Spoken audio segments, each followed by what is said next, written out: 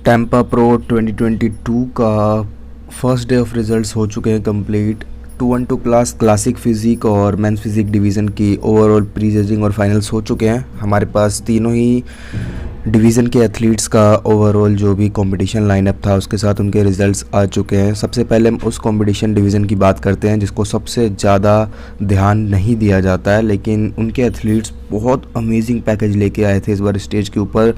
Top 6 athletes बहुत amazing दिख रहे थे। ऐसा लग रहा था कि ये जो कंपटीशन है, compete करने वाला एथलीट ओलंपिया के लिए क्वालिफाई करेगा। क्यों? क्योंकि किसी की भी कंडीशन पीछे दिख ही नहीं रही थी कि कोई भी एथलीट किसी दूसरे एथलीट की कंडीशन से पीछे चल रहा हो। बस ये था कि कौन ज़्यादा एक्सपीरियंस्ड है, किसकी मसल मैच्योरिटी ज़्यादा है, कौन ज़्यादा वेल डिफाइंड दिख रहा है। सिर्फ उसी के डिवीज़न के ऊपर रिजल्ट्स अनाउंस हुए हैं।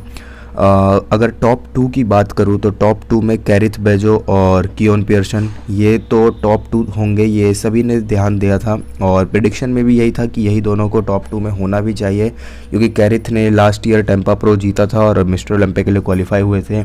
और इस साल कियोन पियर्सन compete करने आए और उन्होंने कैरिथ को बीट कर दिया। बट बीट करने का सेंस ये है कि कैरिथ अपने वीक पॉइंट पे नहीं थे। कैरिथ अपना सबसे बेस्टेस्ट वर्जन शो करके गए शो के ऊपर, लेकिन कियोन पियर्सन उनसे थोड़े और बेटर दिख रहे थे। कियोन पियर्सन की ओवरऑल फिज़िक के अंदर अगर आप एक चीज़ नोटिस करें कि लास्ट ईयर और इस साल के बीच में जितना भी मसल मास उन्होंने कैरी ऑन किया है, लेकिन उनकी जो बैलेंस और सिमेट्री है वो नहीं गई। चाहे वो क्लासिक में compete करे, चाहे वो 212 में कंप्लीट करे, उनकी जो बैलेंस है फिज़िक की वो कभी भी ख़राब नहीं होती। कभी भी ऐसा नहीं लगता कि उनकी बॉडी का कोई भी मसल किसी और दूसरे मसल को आउटटेक कर रहा हो या फिर प्रपोर्शन ख़राब हो रहे हो। ओवरऑल फिज़िक की सिमेट्री के साथ जो कंडीशन उन्होंने शो करी, जिसकी वजह से वो कैरिथ बेजो को बीट कर पाए। अगर इस ओवरऑल लाइनअप के मैं अगर कॉम्पिटिटिवनेस के बारे में बताऊं तो इसमें 6th प्लेस पे आए थे अहमद, और उनकी जो फिज़िक आप अभी देख रहे हैं ओवरऑल कंडीशन वाइज बहुत अच्छे थे। मतलब 212 क्लास एक ऐसी कंपटीशन की क्लास है जिसमें कभी भी ना कंडीशन ऑफ एथलीट आते ही नहीं है, क्योंकि इतना उन्हें वेट कट करके आना होता है स्टेज के ऊपर 212 की कैटेगरी में आने के लिए कि कभी भी ऑफ वो स्टेज पे दिखाई ही नहीं देते हैं। लेकिन सबसे ज़्यादा कम ध्यान सिर्फ उन्हीं के ऊपर दिया जाता है। इतना ज़्यादा उन्हें ओवर रेटेड या अंडर रेटेड की कैटेगरी में अगर डिफ़ाइन करूँ तो वो अंडर रेटेड तब से हैं जब से फ्लेक्स लुइस उसमें compete करते आ रहे हैं 2013 से। अभी तक इतना ज़्यादा उनका हाइप क्रिएट ही नहीं हुआ, जबकि वो काफ़ी अच्छा पोटेंशियल सारे एथलीट्स दिखाते हैं उसमें। बट जो ओपन क्लास है उसके नीचे वो क्लास छुप के रह जाती है, क्योंकि है तो दोनों ही बॉडी बिल्डिंग स्टैंडर्ड्स के ऊपर, बट एक है वेट कैप के नीचे और एक है विदाउट वेट कैप के। तो जो ओपन क्लास है वो इसे आउटरेट कर देती है। बट मैं यही कहूँगा कि आने वाले टाइम में क्लासिक फिज़िक, मैन फिज़िक जिस तरीके से ग्रोथ करती जा रही है, 212 क्लास भी इसी तरीके से ग्रोथ पे है। काफ़ी अच्छे एथलीट्स आ रहे हैं जिनका वेट क्लास के अंदर टॉप लेवल पे जाने के बावजूद भी वो एक ऐसा बैलेंस शो करते हैं कि कभी भी ऐसा नहीं लगता कि उनकी फिज़िक में अभी और भी ज़्यादा ग्रोथ की ज़रूरत है। तो कियोन ने तो मिस्टर ओलंपिया के लिए क्वालिफिकेशन ले ली।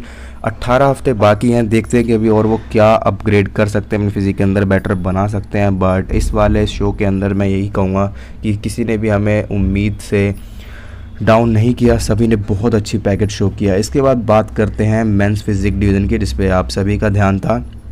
ओवरऑल फिज़िक अगर बात करें मेंस फिज़िक डिवीज़न की, इसमें भी बहुत अच्छे एथलीट्स थे। मेंस फिज़िक तो आप सभी जानते हैं कि सबसे ज़्यादा ग्रोथ पे जो डिवीज़न है वो मेंस फिज़िक डिवीज़न है। उसमें इतने एथलीट compete करते हैं कि सिर्फ और सिर्फ प्री जजिंग और फाइनल्स अगर सिर्फ उन्हीं का देखा जाए तो उसमें भी 2 घंटे लग जाएँ। इतना लंबा कॉम्पिटिशन का लाइनअप होता है, क्योंकि एथलीट्स बहुत ज़्यादा कॉम्पिटिट हो चुके हैं जितना कि मेंस फिज़िक डिवीज़न ग्रोथ करती जा रही है। तो इसमें सबसे बड़ा नाम जो compete करे थे वो थे आंड्रे फर्जूशन, जो कि 2 बार आर्नोल्ड क्लासिक जीत चुके हैं मेंस फिज़िक डिवीज़न के। तो सभी का ध्यान उन्हीं के ऊपर था। पिछले 2 साल से वो पीक नहीं कर पा रहे थे, उनकी बॉडी उस तरीके से रिएक्ट ही नहीं कर रही थी कि वो स्टेज के ऊपर इतना ज़्यादा श्रेडेड दिखाई दे। और मेंस फिज़िक का गेम ही श्रेडेड का है, जो ज़्यादा पीक करके आता है सबसे ज़्यादा चांसेस उसी के जीतने के होते हैं, क्योंकि आंड्रे फर्जूसन के पास साइज़ या फिर सिमेट्री का कभी भी कोई इशू हुआ ही नहीं। जो इशू उनका हमेशा से था वो यही था कि अगर वो पील्ड आउट होकर स्टेज पर आ रहे हैं तो किसी भी एथलीट को बीट कर सकते हैं। बट इस बार भी वही हुआ। आंड्रे के साथ जो भी प्रॉब्लम चल रही है उनकी फिज़िक उस तरीके से रिएक्ट ही नहीं कर रही जैसे ये पहले किया करती थी, तो इस वजह से आंड्रे फर्ग्यूसन ये शो जीत नहीं पाए।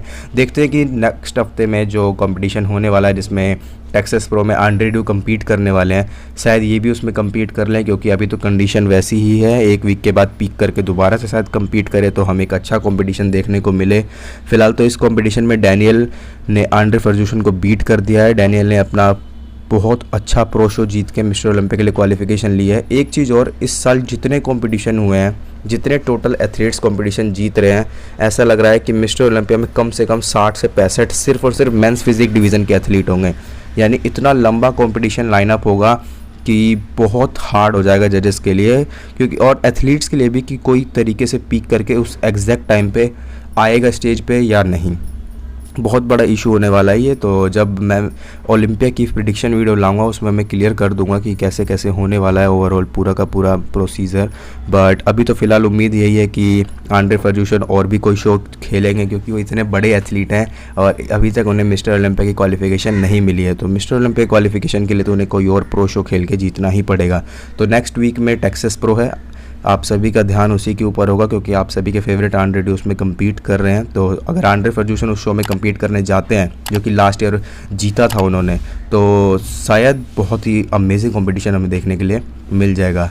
एक और डिवीज़न जिसका रिजल्ट्स अनाउंस हो चुके थे, जिसका बहुत ज़्यादा सभी इंतज़ार करते हैं, classic physique division. But classic physique division का ना एक तरीके से मैं कहूँ तो पक्षपात ज़्यादा चलता है। मिस्टर ओलंपिया के अलावा किसी भी शो के अंदर क्लासिक फिजिक डिवीज़न को कोई भी रेपुटेशन दी ही नहीं जाती। पूरे के पूरे शो के अंदर क्लासिक फिजिक डिवीज़न पे ध्यान दिया ही नहीं जाता, क्योंकि एक तो क्लासिक फिजिक डिवीज़न ऐसी डिवीज़न है कि जो अमेचर और प्रो शो है उन दोनों के साइज़ में बहुत डिफरेंस है। प्रो शो और ओलंपिया के साइज़ में बहुत ज़्यादा डिफरेंस है, क्योंकि है तो वेट कैप कैटेगरी में, तो साइज़ तो एक तरीके से एक प्रपोर्शन में हमें कैरी करके जाना होता है स्टेज के ऊपर। तो ओवरऑल फिज़ीक के अंदर तो जो बैलेंस हमें दिखाई देता है वो मिस्टर ओलंपिया के स्टेज पे ही दिखाई देता है। इसीलिए जो ओवरऑल कंपटीशन मिस्टर ओलंपिया के डिवीज़न क्लास में होता है, सिर्फ उसी पे लोग ध्यान देते हैं, बाकी और किसी भी नॉर्मल शोज़ के ऊपर क्लासिक फिजिक डिवीज़न में इतना ध्यान नहीं दिया जाता। तो ये शो तो जीता कोरेजो पारा ने, जो कि उम्मीद यही थी कि यही जीतेंगे, क्योंकि बैलेंस बहुत अच्छा है इनकी फिजिक के अंदर। बट अभी साइज़ की काफ़ी ज़रूरत है।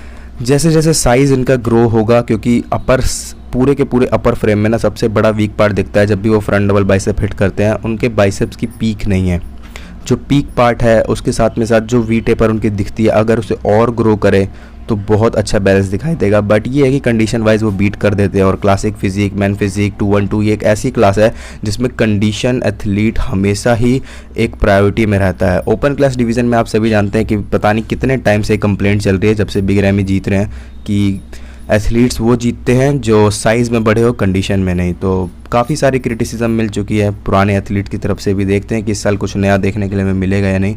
फ़िलहाल तो अभी न्यूज़ यही है, एक हफ्ते बाद फिर कंपटीशन होने वाला है। और एक और बात जो आप सभी चाहते थे कि निक वॉकर के ऊपर मैं बायोग्राफी लाऊं, तो बहुत जल्द वो वीडियो आने वाली है, तो फटाफट से चैनल सब्सक्राइब कर लें। तब तक के लिए जय हिंद, मिलते हैं नई वीडियो के साथ में।